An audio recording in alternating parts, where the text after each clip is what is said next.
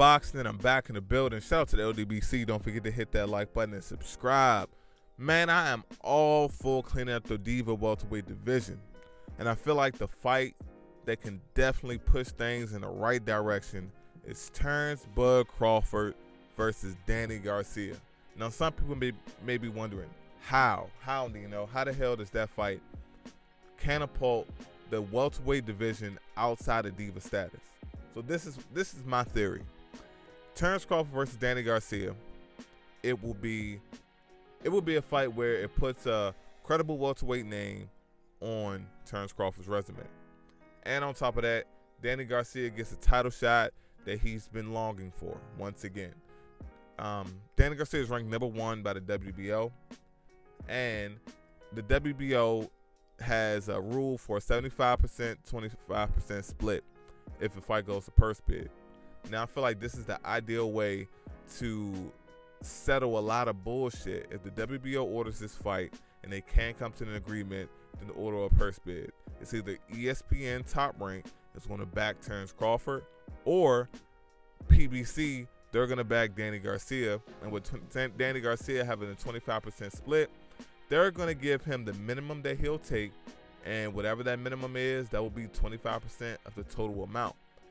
Put the fight on PBC, and it's either going to go two ways. Terence Crawford is going to vacate his belt, and all the bullshit is going to be fully exposed.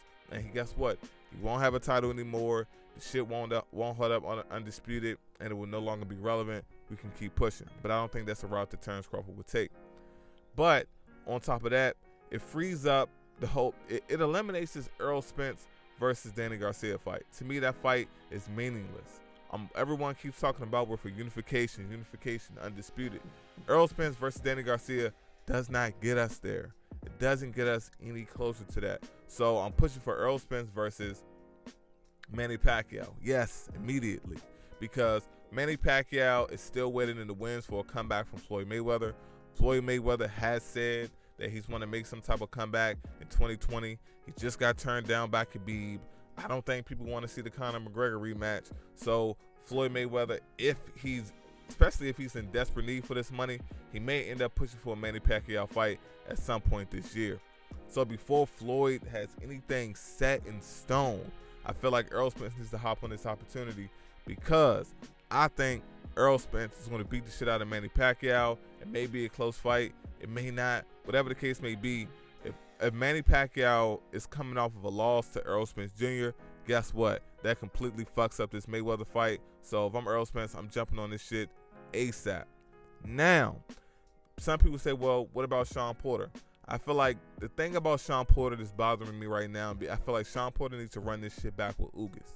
Sean Porter, he beat Ugas, but I feel like Jack Reese did rob Ugas of a knockdown. That was a legitimate knockdown. I rewatched the fight multiple times. I rewatched the round and the knockdown over and over again.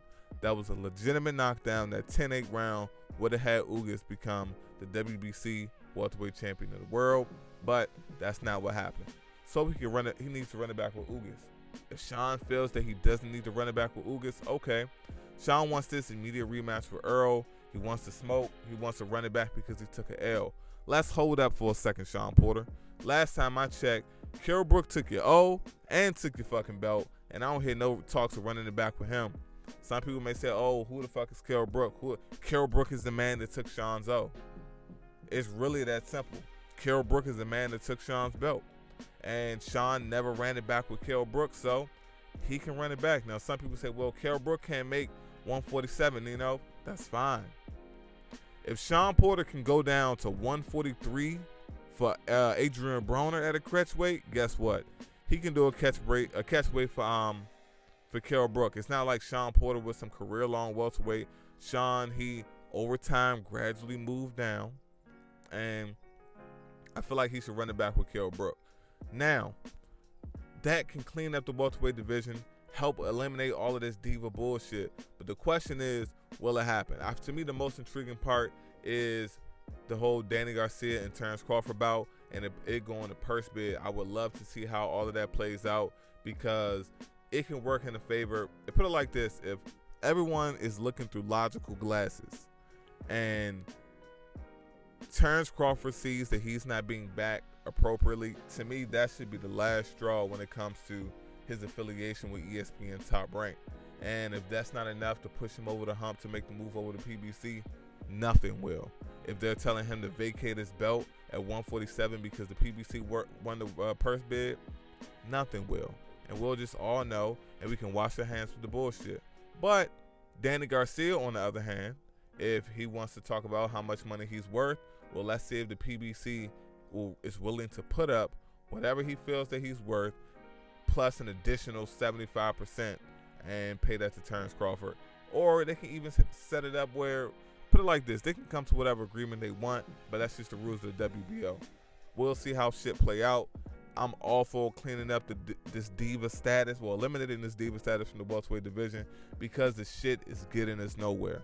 We can't say we want fucking undisputed, but don't say that Errol Spence and Danny Garcia, that should be the fight happening next. That's bullshit.